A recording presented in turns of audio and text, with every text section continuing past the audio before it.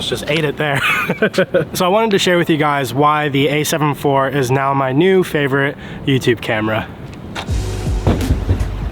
This is kind of janky. There's like no glass or anything. Yeah.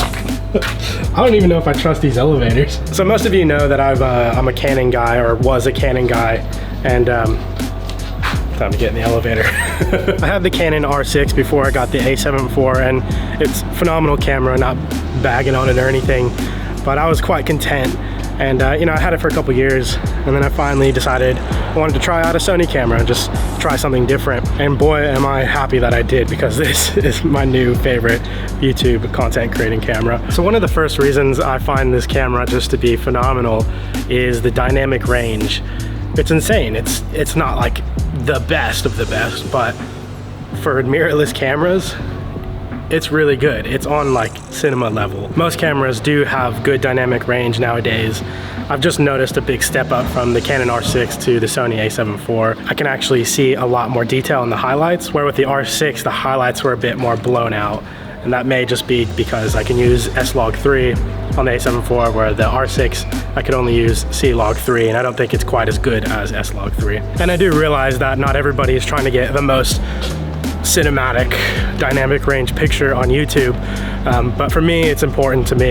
It just makes me happy when I can look at what I shot and it looks like it was shot with a really high quality camera. The second reason I'm really digging this camera, which is going to be a surprise to most of you, is the 60 frames per second crop. But that's because of the main lens I use when I'm shooting, which is the 20mm 1.8. It's a fixed focal length. So if I want to get B-roll shots, it crops that 20mm into a 30mm equivalent, and it looks better for B-roll type of shots. Now, do I wish I had the option to shoot full frame or crop mode in 60 frames per second? Of course. However, with the camera and lens setup, it works out for me for my YouTube content creating, so I actually do like the 60 frames per second crop.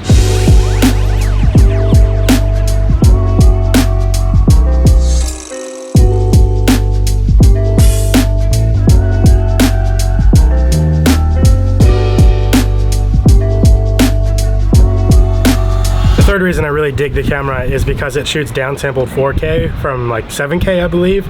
And my previous R6 had downsampled 4K, but I think it was 5K. And it just looks really, really sharp on this camera without looking too digitally sharpened. Just found this tunnel. I have no idea where it goes. Guess we'll find out. Well, that was pretty sick. I don't know what this place is. Well, I managed to get on top of the tunnel, but it's like extremely windy over here. So we're gonna have to move. The fourth reason I love this camera is because it's full frame.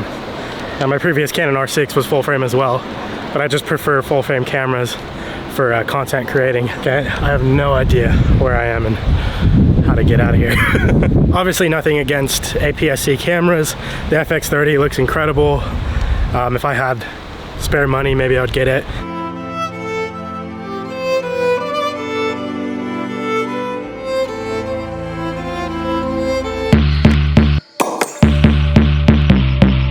Last reason I love this camera is every time I pick it up or look at it, it just inspires me to go out and create. And yeah, I mean, it is relatively a new camera for me, but the R6 still had that same effect on me after 2 years. And now this camera has the same effect. And if you love content creating, if you love cameras, then you probably know what I'm talking about.